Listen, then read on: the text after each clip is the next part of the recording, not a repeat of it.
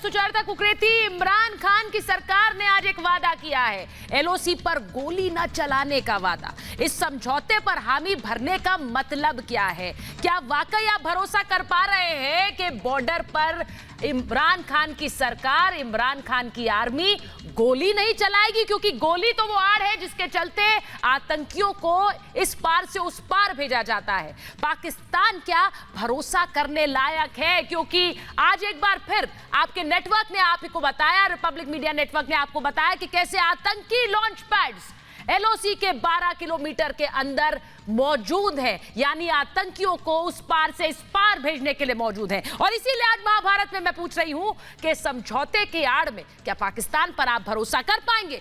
और आज महाभारत में मैं पूछ रही हूं यह सवाल, इमरान का झूठा वादा फिर आतंक का इरादा। सवाल आज महाभारत में यह कि पाकिस्तान के आतंकी लॉन्च पैड्स इमरान के झूठ का सबूत दे रहे हैं। सवाल यह कि एफएटीएफ से बचने के लिए पाकिस्तान ने पहना है यह शांति का नकाब, यानी कि सीज फायर समझौता। सवाल यह कि पाकिस्तान के लिए ग्रे लिस्ट है झांकी, क्योंकि ब्लैक लिस्ट है बाकी। आज पेरिस में एफएटीएफ की वो बैठक है और उसका इंतजार पाकिस्तान तो कर रहा है, लेकिन उसका हश्र बहुत लोग पहले से जानते हैं।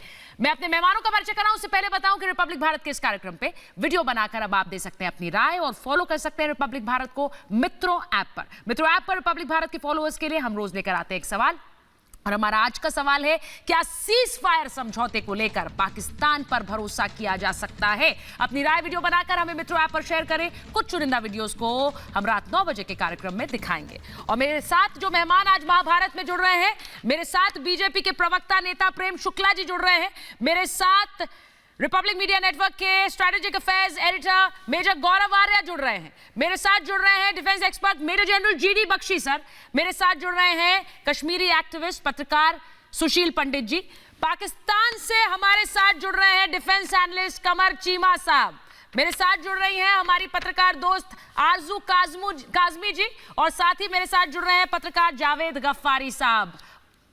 बहुत बहुत स्वागत है आप सभी का। और मैं शुरुआत करूं आरजू जी आपके साथ, क्योंकि मेजर साहब ने कहा है चीमा जी के साथ तो वो ही 1-on-1 करना चाहते हैं। तो चीमा जी थोड़ा आपको इंतजार कराऊंगी, क्योंकि आरजू जी के पास शुरुआत कर रही हूं। ग्रे लिस्ट के लिए मुबारकबाद दूं या ब्लैक लिस्ट के लिए?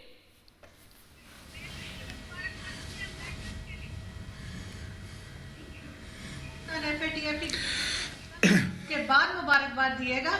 और जहां तक आपकी रिपोर्ट चल रही थी सुचरिता, तो आप लोग तो इतना डरे हुए हैं कि वो रस्सी भी आपको सांप लगता है। आपको भरोसा तो पाकिस्तान पे करना ही पड़ेगा, पाकिस्तान भी तो भरोसा कर रहा है ना।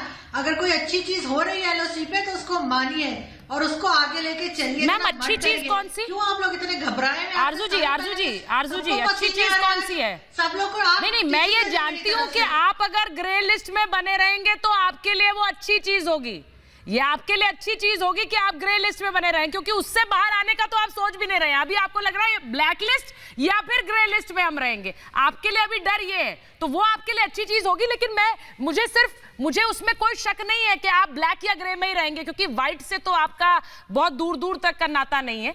लेकिन मेरी समस्या वो डीजीएमओ वाले उस समझौते से है। मैम, बिना गोली चले पाकिस्तान कैसे रहेगा? मेजर आर्या मैं नहीं जानती हूँ, लेकिन आरजू काजमी जी आपको भरोसा है? बिल्कुल रहेगा, मैं आपको यही बता रही हूँ, मुझे पूरा भरोसा है कि रहेगा पाकिस्तान। के आप लोग अगर कोई शरारत करें तो कुछ कहा नहीं जा सकता, लेकिन पाकिस्तान ने पहल की है और इसको आपको अप्रिशिएट करना चाहिए। इन्होंने की है पहल, आपने की है पहल, शायद मेजर आर्या ये इनकी पहल है, शायद हो भी सकती है। अंतर्राष्ट्रीय दबाव इतना ज्यादा है भाई, ग्रे लिस्ट से ब्लैक लिस्ट में ना जाए। मेजर आर्या, अंतर्राष्ट्रीय दबाव वाली बात नहीं है सुचरिता, ये मैं बता रहा हूं। पहले क्या हुआ कि चीन जब से भागा है तब से पाकिस्तान के पैर ठंडे हो गए। चीन भी भागा। पहले आरजू जी और कमर चीमा साहब सब कह रहे थे कि साहब लद्दाख आना है, वीज़ा किससे लें, इंडिया से लें कि चाइना से लें। अब हम इन पे छोड़ते हैं वीज़ा किससे लें, इनकी मर्जी है भाई किससे लें वीज़ा। अब तो इन्होंने बात कर दी वीज़ा की, अब क्लियर हो गया कि वीज़ा किससे लें अगर लद्दाख जाना है तो। अब जब चाइना वापस चला गया तो पाकिस्तान क्या करता? और दूसरी चीज़ है कि हाँ, पाकिस्तान चाहता है कि लाइन ऑफ कंट्रोल पर शांति हो। क्यों हो लाइन ऑफ कंट्रोल पर शांति? क्योंकि शुरुआत इन्होंने करी और उसके नतायज इतने खौफनाक थे कि पाकिस्तान झेल नहीं पाया। पाकिस्तान कह रहा है ठीक है साहब हम वार्निंग नहीं करेंगे, ठीक है मत करिए। आप एक बात बताइए, पाकिस्तान कह रहा है कि सीज फायर, इंडिया कह रहा है कि सीज फायर, यही तो बात हुई थी सुचारिता कि दोनों तरफ से सीज फायर होगा। एक बात बताइए, हमारी मीडिया भी कहती है सीज फायर वायलेशन, आपकी मीडिया भी कहती है सीज फायर वायलेशन, हम कहते हैं पाकिस्तानियों ने कर दिया, आप कहते हैं इंडिया ने कर दिया। सही बात है ना, यही तो बात करते हैं हम लोग। अब आप बात बताइए, ऑलरेडी सीज फायर है जिसका वायलेशन हो रहा है, तो दोबारा सीज फायर कहने से क्या फायदा? इसका वायलेशन नहीं होगा क्या? इसका भी वायलेशन होगा।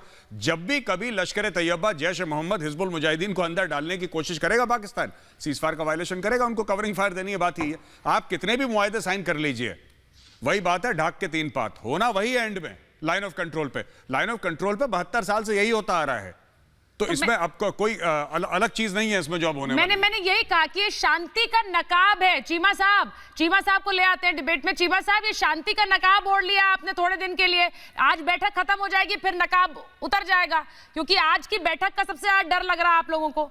वो नकाब उतर जाएगा, वहां पर बैठक में बोलेंगे ग्रे लिस्ट, ब्लैक लिस्ट, ठप्पा लगेगा, नकाब उतरेगा। क्यों? सही कह रही हूं मैं? देखिए, मुझे जितनी को थोड़ी समझ है वो ये है कि पाकिस्तान और इंडिया के जो लोग हैं, जो सरकारी लोग हैं, वो काफी देर से बैकडोर चैनल में राब्ते में थे और उन्होंने काफी डेवलपमेंट की है। आज का दिन है, थोड़ा ठंडा रहने दें, अच्छी अच्छी बातें हुई हैं, डीजीएमओ ने बातें की हैं। आज भी आग उगल रही हैं। आज तो थोड़ी सी कहीं हाँ उम्मीद नजर आ रही है, कोई थोड़ी बात चल पड़ी है। आए मुस्तकबिल पे ऊपर देखें, तुसी आज भी जरा ना होर आगे जो तेल सटी जा रहे हो जनाब, आज आग पे पानी फेंकें। आज मुस्तकबिल की बात करें कि आपके डीजीएमओ दोनों मुल्कों ने बात की और इन्होंने बात नहीं की, इसके बैकडोर बहुत बातें हो चुकी हैं। शायद मेजर साहब को पता हो, आपकी स्टेट के लोग और हमारी स्टेट के लोग। भाई चीमा साहब, एक मिनट, एक तो पहली बात आप मुझ पर आरोप लगा रहे हैं, मैं आग उगल रही हूँ। एक मिनट, मैं तो मुस्कुराकर बात कर रही हूँ। चीमा साहब, आप आग उगलने की बात कर रहे हैं। भाई अब आईना दिखाना आग उगलना हो जाए तो मैं क्या करूं?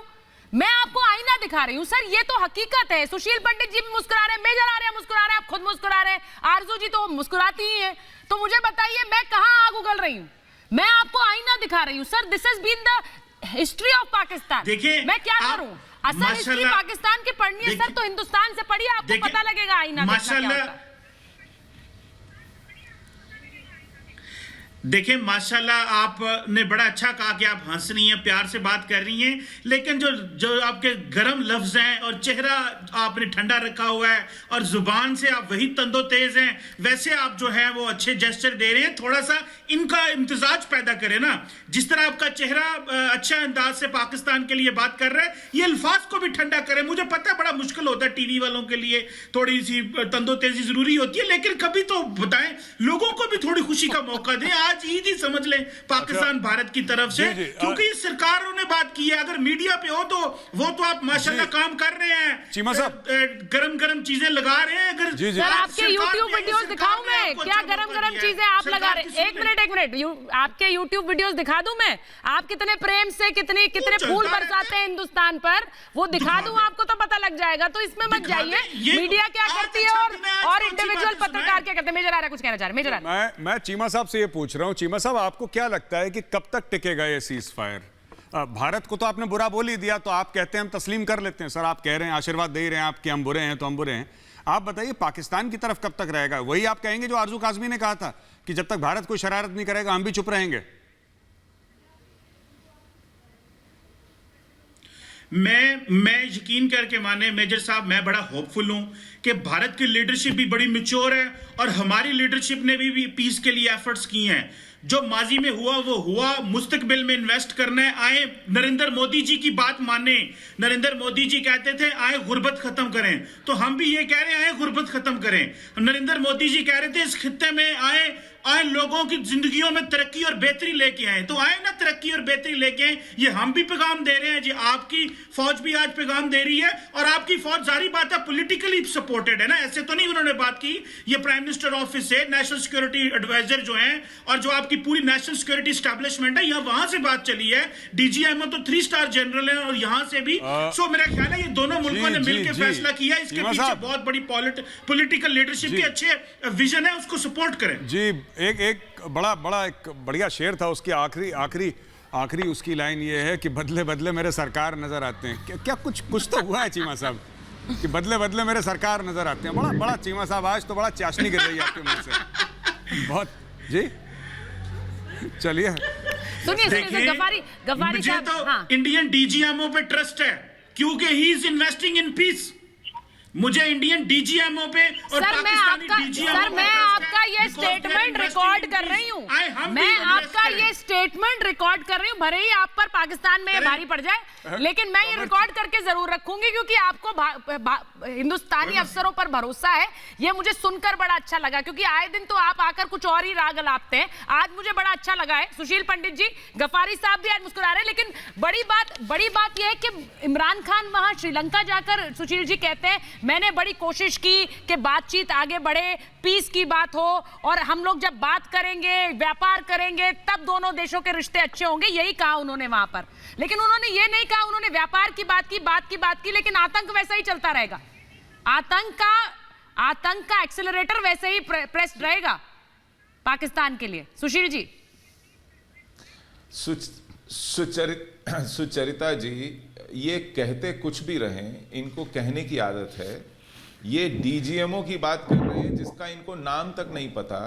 हमने वजीर आजम भेजा था अपना लाहौर बस लेकर के, उसने ऐलान किया था वहां के हम जंग ना होने देंगे, और ये कारगिल में हम पर जंग मुसल्लत कर बैठे।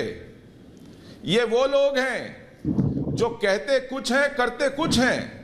भरोसा और पाकिस्तान एक दूसरे के उल्टे मतलब हैं। अगर आपको एंटोनिम लेने हो तो यहाँ से लीजिए। ये लोग गफारी साहब उन्हें बोलने तो दीजिए। गफारी साहब आज देखिए ना, आप सब मुस्कुराकर बोल रहे हैं, आपकी बारी आएगी। एक मिनट रुक जाइए, उन्हें बोलने दीजिए, फिर आऊंगी आपके पास। हम दूध के जले हुए हैं, हम छाछ को भी फूक फूक कर पिएंगे। आप लोगों के अलामात ऐसे हैं कि आपका दाहिना हाथ आपके बाएं हाथ पर भरोसा ना करे। हमारी तो बात छोड़ दीजिए, आपका आपस में भरोसा नहीं चलता है कहीं एक दूसरे के साथ। पाकिस्तान की हालत यह है कि उससे हाथ मिला के अपनी उंगलियां गिननी चाहिए कि सलामत तो हैं।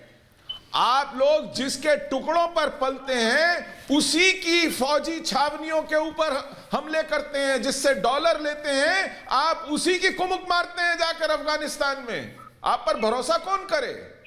आपके पुराने अलामात ऐसे हैं।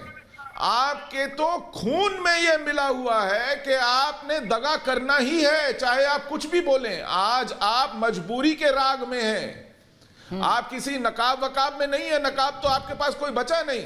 अब मैं नकाब तो छोड़ दीजिए, आपके पास कुछ ढकने के लिए बचा नहीं। आज आप मेजर जनरल जीडी बख्शी हमारे साथ आ गए, प्रेम शुक्ला जी हमारे साथ हैं। जी सुशील जी, मैं एक बार मैं प्रेम शुक्ला जी के पास जाती हूँ, क्योंकि प्रेम शुक्ला जी, इमरान खान ने श्रीलंका में जाकर ऐसा दिखाया कि हमने तो बहुत बात की लेकिन मोदी जी ने तो बात सुनी नहीं। सारी शांति दूत इमरान खान ही बने हुए थे, लेकिन मोदी जी तो शांति भंग करने में लगे हुए थे। सारा शांति दूत का बनने का ठेका पाकिस्तान ने लिया था, लेकिन हमने सुनी ही नहीं, क्योंकि हमें लग रहा था कि पाकिस्तान हमारे साथ आकर उस भाईचारे को आगे बढ़ाएगा। पिछले कई दशकों में हमने देख लिया कैसे बढ़ा है वो। प्रेम शुक्ला जी। देखिए, पाकिस्तान जब से उसकी स्थापना हुई है, पाकिस्तान की स्थापना ही भारत द्रोह की बुनियाद पर हुई है। तो जब भी भारत के बारे में वो लप्पो चप्पो करना प्रारंभ करे तो भारत को अधिक सतर्कता की आवश्यकता होती है। अभी डीजीएमओ स्तर की बातचीत आप बता रही हैं, और दूसरी तरफ आप ही का चैनल किस तरह से पीओके से 2 किलोमीटर, 5 किलोमीटर, 7 किलोमीटर की दूर पर लॉन्चिंग पैड बनाए बड़े हुए, उसके आप वीडियो दिखा रहे हैं। आपको यदि शांति चाहिए तो आप लॉन्चिंग पैड किसके लिए बना रहे हैं साहब? आप पहले लॉन्चिंग पैड हटाइए, आतंकी अपनी जो स्मॉल स्केल इंडस्ट्री है उस पर ताला लगाइए, आतंकवाद आप बंद कर दीजिए। हमारा तो 2014 से एक सूत्री प्रस्ताव है कि आप आतंकवाद समाप्त कीजिए, उसके खिलाफ निर्णायक कार्रवाई कीजिए, आइए हमसे राजनयिक वार्ता कीजिए। हम तो चाहते हैं कि शांति हो। भारत ने 1947 से लेके 2021 इन 74 वर्षों में कब भारत ने अपनी तरफ से शांति का प्रयास नहीं किया? और आप वो अवसर बताइए जब आपने भारत के शांति के प्रयासों को झटका देने के लिए हिंसक श्रृंगालों जैसा बर्ताव न किया हो। वो अवसर बता दीजिए आप। मैं यही बात प्रेम शुक्ला जी, मैं गफारी साहब से पूछूंगी। मेजर जनरल जीडी बख्शी आ गए। गफारी साहब, अगर आपकी तरफ से बॉर्डर पर गोली नहीं चलेगी तो वो आतंकी बॉर्डर पार कैसे करेगा? आतंकी इंडस्ट्री आगे कैसे बढ़ेगी? अर्थव्यवस्था तो वैसे ही गिर रही है। इतनी बड़ी इंडस्ट्री टेरर की गिर जाएगी तो क्या होगा देश का? गफारी साहब।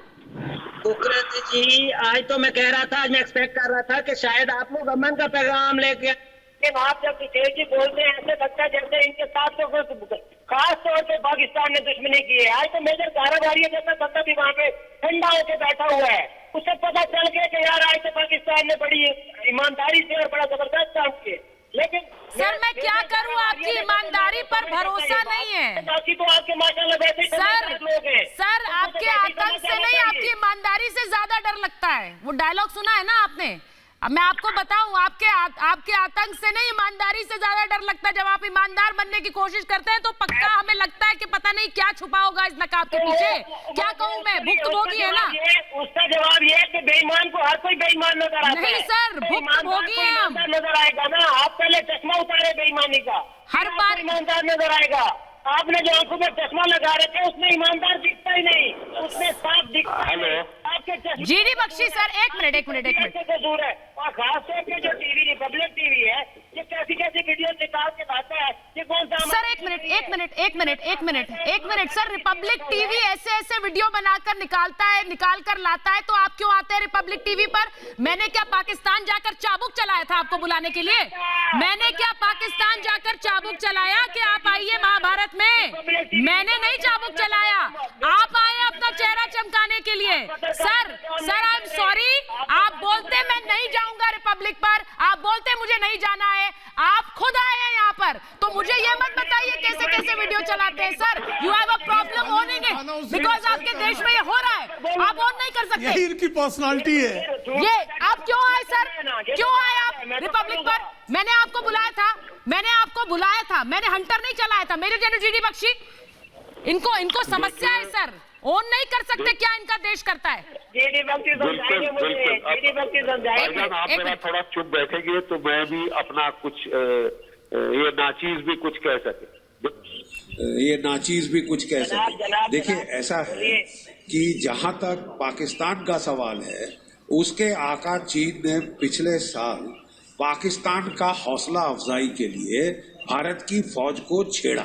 वो सोच रहे थे कि वो भारत के फौज को दबा लेंगे और जो पाकिस्तान को बोलेंगे कि तुम करो जो तुम करते हो, तुम टेररिज्म। देखिए साहब, जब आप बोल रहे थे मैंने बकवास नहीं किया, आप भी जरा आप थोड़ा चुप रह के तहजीब से बात करें। यहाँ कोई तरीका है डिबेट का हिंदुस्तान में? देखिए साहब, इनका आप फीडर डाउन करिए, नहीं तो डिबेट करना बड़ा मुश्किल हो जाएगा। गफारी साहब, ये सिर्फ बकवास कर होता है, दूसरे को बोलने देंगे। आप समझौते समझते नहीं है, इसलिए तो कह रही डीजीएमओ समझौता तो कर लिया, समझौते समझते नहीं आप सर। वो बोल रहे हैं अभी, उसके बाद आप बोलिएगा। मेरे जनरल जीडी बख्शी सर, बोलिए सर। थैंक यू साहब। समझौता नहीं समझते तो सजा मिलती है। प्लीज, हमारे यहाँ डिबेट जब होती है उसे गुफ्तगू कहते हैं, दोनों तरफ से बातचीत होती है, पहले एक फिर दूसरा। तो मुझे जरा कह लेने दीजिए, फिर मैं आपकी सुनना चाहूंगा। Thank you. देखिए साहब, बात ऐसी है कि पाकिस्तान के आका चीन ने पिछले साल भारत की फौज को दबोचने दबाने की कोशिश करी थी ईस्टर्न लद्दाख में, और वो चाहता था कि पाकिस्तान, जो कि बालाकोट में मार खाकर, उड़ी में पिटकर जो बिल्कुल चुप हो गया है, सहम गया है, उसकी हौसला अफजाई हो कि तुम करते जाओ भाई, टेररिज्म का सिलसिला चालू रखो, दुकान खोल के रखो, हम है ना यहाँ, मैं हूं ना। इसलिए चीन आया था बीच में। अब उनको ये नहीं पता था साहब कि उनको तो उल्टे बांस बरेली को पड़ जाएंगे, जैसे को तैसा मिलेगा। चीन की ऐसी तैसी हो गई है, गलवान में उसने हिंसक कार्रवाई शुरू करी तो अगर हमारे 20 शहीद हुए तो उनके 60। और उसके बाद साहब, जब अगस्त के महीने में हमारी फौज ने जैसे को तैसा दिया और जो पूरी कैलाश रेंज की तमाम हाइट्स पकड़ के, जो उनकी मोल्डो गैरिजन है, उसके सिर पे जाके बैठ गए साहब। इनके तो होश हवास के फाख्ते उड़ गए। यही तो मसला फिर है। इनको ठंड में हिंदुस्तान फौज ने वहां बाहर खुले में रखा। हमारा तो एक सेकंड काउंट होता गफारी साहब आप लगूंगा तो मुझे काटने वाले बहुत भाई, गफारी साहब तो पूरा घंटा और बोल दें। इनके दांत किटकिट आ गए, ऐसी तैसी हो गई। दीदी बख्शी को अब टाइम चीन मिलेगा। जो है कि वो पीछे हमारे हट रहा है और पाकिस्तान को बोला भैया हमसे नहीं होता, तुम अपने ऊपर हो। तो फिर पाकिस्तान के जो है दिमाग ठंडा और वो बोले कि साहब शांति अच्छा की ठीक है, बातें शुरू नहीं, करें, नहीं, नहीं तो गफारी मार साहब खाएंगे। गफारी साहब नहीं तो प्लीज मार खाएंगे। चीन तो पीछे हट रहा है, सुन लिया चीन आपने तो मेरे पीछे डीडी हट पर रहा क्या है। कह रहे हैं? अब पाकिस्तान अकेला सर फिरेगा, मैं बहुत इसलिए मैं अकलमंदी सर इसी में आज है के कि दिन फिर बातचीत का कोशिश कर नाटक रही हूँ, शुरू किया आपने जाए। सही बोला, डीजीएमओ स्तर की एक बातचीत हुई तब है। होगी। जी जी बोलिए सर कंप्लीट करिए बख्शी सर। डीजीएमओ स्तर की बातचीत अगर हुई भी है, कल ये फिर जो है टेररिस्टों को इन्फिल्ट्रेट कराने के लिए फायर खोलेंगे, तो फिर फायर खोलेगा। डीजीएमओ की बातें हवा में रह जाएंगी। यही तो सारा रोना है इस मुल्क का। टेररिज्म की दुकान आप बंद नहीं करना चाहते, फिर आप शांति की बात करते हो। मतलब आप कह ये रहे हो कि हम आपके लोग मारते जाएंगे, शांति रखना आपका काम। ऐसे एक तरफा काम नहीं होगा साहब। शांति एक तरफा नहीं है। और ये बात अब पाकिस्तान सर बालाकोट को 2 साल हो जाएंगे कल बहुत बड़ा दिन है। बालाकोट को 2 साल हो जाएंगे क्योंकि अब इन्हें पता है कि इनके कोई भी प्लान, कोई भी साजिश मुंह तोड़ जवाब मिलेगा उसका। इन्हें ये पता है। चीमा साहब आप भरोसा कर रहे हैं सर, मेरी तो छोड़ दीजिए मेजर आर्या, चीमा साहब भरोसा कर पा रहे हैं कि पाकिस्तान की तरफ से एक गोली नहीं चलेगी? चीमा ये साहब खुद नहीं भरोसा कर पाएंगे। चीमा साहब की सारी उम्मीदें फिर भी भारत के ऊपर ही हैं कि भारत गोली नहीं चलाएगा तो फिर पाकिस्तान की तो खैर भली कही। मैं आपको बताता हूँ इसमें असली बात हुई क्या है। जो मेरा तर्जिया है, जो मेरा एनालिसिस है इसमें, वो ये है कि ये जो अचानक हुआ है, देखिए चीन पीछे हटा, चीन पीछे हटने की कार्रवाई शुरू करता है, वहां पे Pakistani army chief general Qamar Javed Bajwa अमन की बात करते हैं अचानक। फिर इमरान खान जाके श्रीलंका में अमन की बात करते हैं। ये पीछे से क्या हुआ है कि बैक चैनल जो बात कर रहे हैं चीमा साहब, हो सकता है वो भी हुआ हो, मैं मना नहीं कर रहा, लेकिन सबसे बड़ी बात है कि जो पाकिस्तान के अंदर से हवा निकली है, क्योंकि इमरान खान की ट्वीट देखिए ना साहब, मैं कोई ऐसी हवा में बातें नहीं कर रहा। इमरान खान की ट्वीट देखिए आप। इमरान खान हर रोज मोदी, फाशिस्ट, हिटलर, हिंदुत्व, इससे कम बात नहीं करता। पेड़ पे चढ़ा हुआ है इमरान खान कब से। मैं इसीलिए मैं बात करता हूं ना, हर समय मैं एग्जांपल यही बात देता हूं। आप लोग हंसते हैं। अगर आपने शोले फिल्म देखी होगी साहब, चीमा साहब आपने शोले की फिल्म देखी है? शोले फिल्म में देखी है आपने? वो नहीं चढ़ जाता वीरू टावर के ऊपर और फिर कहता है कि बसंती से मेरी शादी कराओ वरना मैं नीचे नहीं आऊंगा। ये इमरान खान हर शाम को 7 बजे टावर पे चढ़ जाता है सर और कहता है मौसी बसंती से शादी कराओ वरना मैं खुदकुशी कर लूंगा, और फिर इस गांव में फैलेगा हैजा और बीमारी। कहने की बात यह है कि इमरान खान ने जितनी भी गालियां देनी थी नरेंद्र मोदी को रज के दी हैं। आपका आईटी मिनिस्टर है सर, आपका आईटी मिनिस्टर है, रज के गालियां दी, एटम बम की धमकी दी, न्यूक्लियर वॉर। आजकल के जमाने में कौन न्यूक्लियर वॉर की बात करता है? शेख रशीद ने बात करी। आप सब लोग ये सब बातें रोज करते हैं सर, रोज करते हैं। नरेंद्र मोदी जी ने एक बार जवाब नहीं देना ठीक समझा, एक बार उन्होंने जवाब नहीं दिया, एक बार। 50 ट्वीट तो इमरान खान के मैं देख चुका हूं। मैंने इमरान खान के 50 ट्वीट देखे, नरेंद्र मोदी जी का एक ट्वीट नहीं था। उसके बाद आप लोग चाहते हैं कि अमन और शांति और रिश्ते अच्छे हो जाएं। ऐसा तो नहीं होता सर, दाम देना पड़ता है हर चीज का। यू हैव टू पे अ प्राइस। मैं थोड़ा सा जवाब देना, जी चीमा साहब बोलिए। मैं जवाब देना चाहता हूं थोड़ा सा इस पे। मैं आपको मेजर साहब आपको इस पे भी बताता हूं कि बैक चैनल पे ये नरेंद्र मोदी साहब के जो गुड ऑफिसर्स हैं, उन्होंने ये इमरान खान को कहा था कि आप ये जो हर वक्त नरेंद्र मोदी को फासिस्ट एंड ये और वो कहते हैं, ये कहना बंद करें और हम इससे फिर आगे चलेंगे। तो मुझे ऐसे लग रहा है कि इमरान खान साहब ने भी ये कहना बंद कर दिया और चीजें बहुत ज्यादा सेटल डाउन हो गई हैं। ये आपके गुड ऑफिसर्स की तरफ से कांटेक्ट किया गया था आज से कुछ अर्से पहले, और आपको ये मैं आपको बड़ी स्टोरी दे रहा हूं कि ये रिक्वेस्ट आई थी प्राइम मिनिस्टर मोदी की तरफ से, और फिर इमरान खान भी ठंडे हो गए और उन्होंने कहा ठीक है यार हमें आगे की तरफ जाना है। रिक्वेस्ट आई थी? एक मिनट आई मिस्ड इट कमर चीमा साहब, ये कौन सी बैक चैनल से रिक्वेस्ट आई थी? नहीं, ये रिक्वेस्ट की बात एक बार फिर दोहराएंगे चीमा साहब। मोदी जी की तरफ से रिक्वेस्ट आई थी इमरान खान साहब को, कौन सी रिक्वेस्ट थी जो चीमा साहब ही जानते हैं, बस और कोई नहीं जानता? बताइए सर।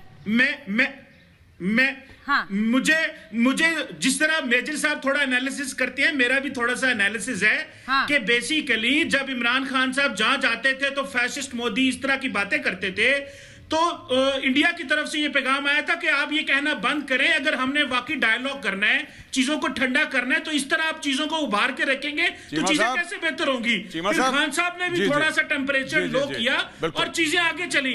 आगे आपकी मर्जी है, आप जैसे, और मेरा ख्याल है दोनों मुल्कों ने बहुत अच्छा खेला है, लेट्स क्लैप फॉर देम। आइए इनके लिए तालियां मारें, नरेंद्र मोदी जी के लिए भी और इमरान खान साहब के लिए। जी जी चीमा साहब, इसको ना हमारे लखनऊ में ना चंडू खाने की बोलते हैं, ये आप चंडू खाने की दे रहे हैं।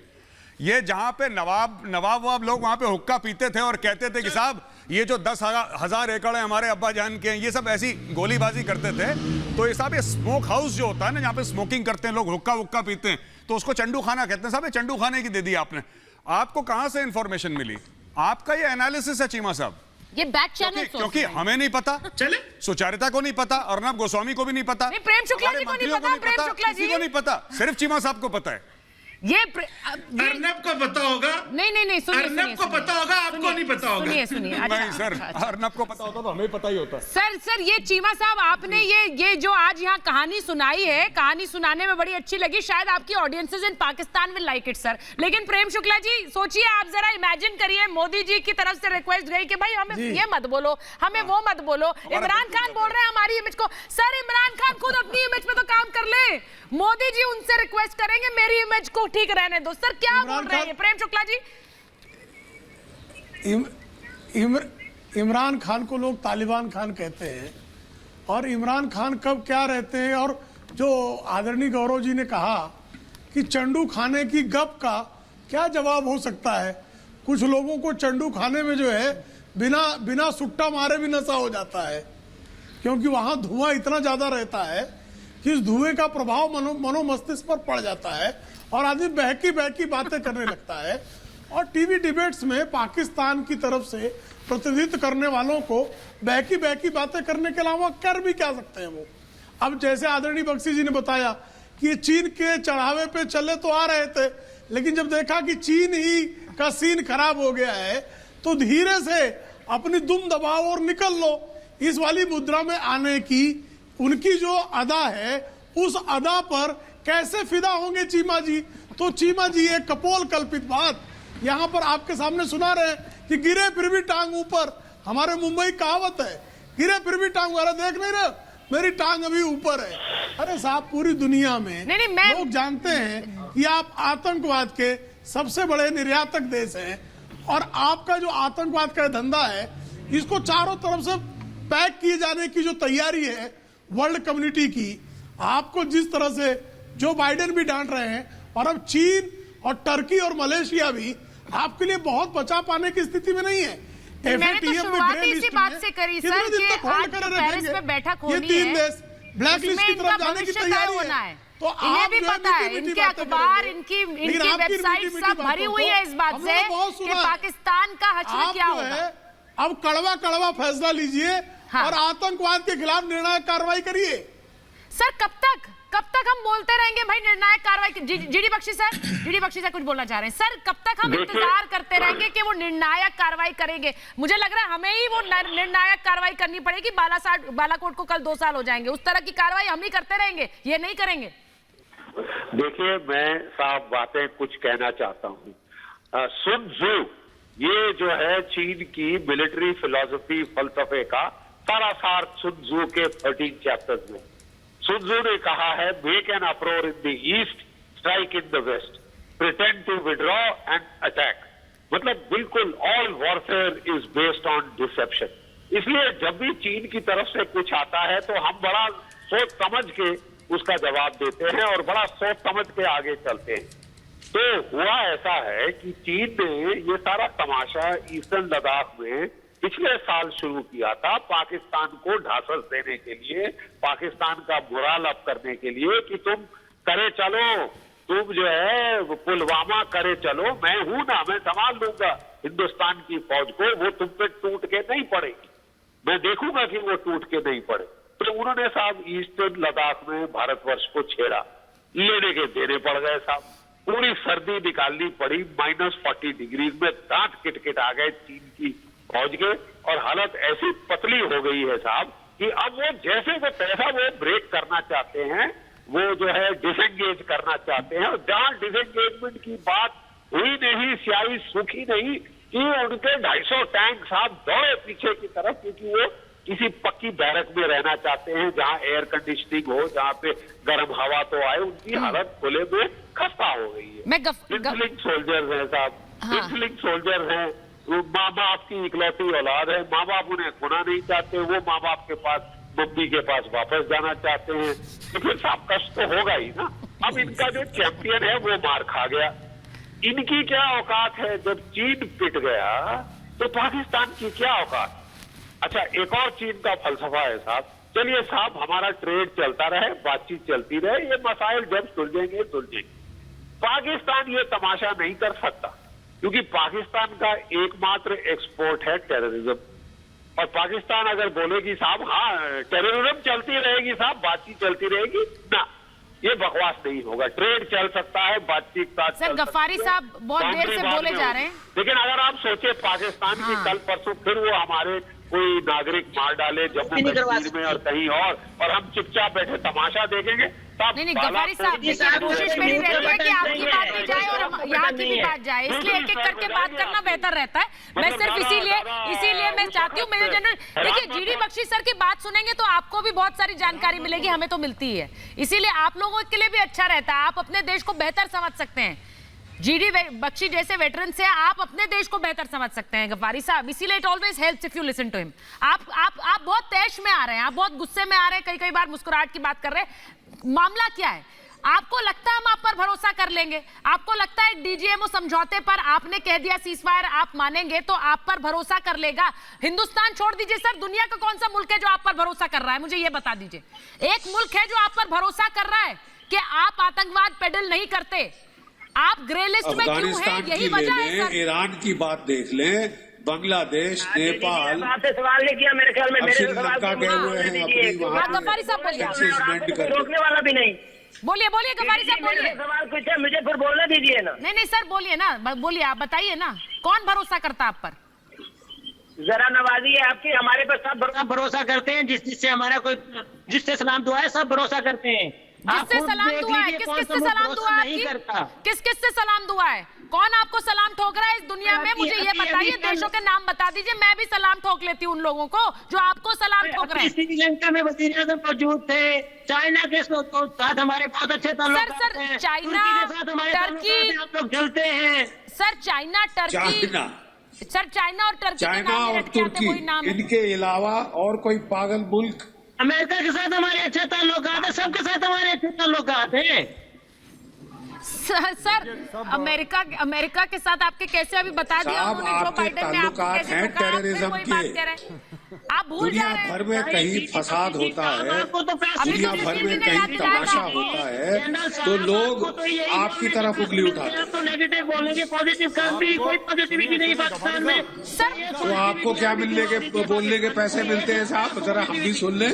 आप फौज के चमचे हैं, पाकिस्तान की फौज के चमचे हैं आप। के अंदर आज तक पॉजिटिव काम किया? अरे साहब, आप पाकिस्तान की फौज के पालतू चमचे हैं। पाकिस्तान आप समझते हैं हम आपकी असलियत नहीं जानते? क्या बकवास क्या कर रहे हैं आप? समझते हैं हम आपकी असलियत नहीं जानते?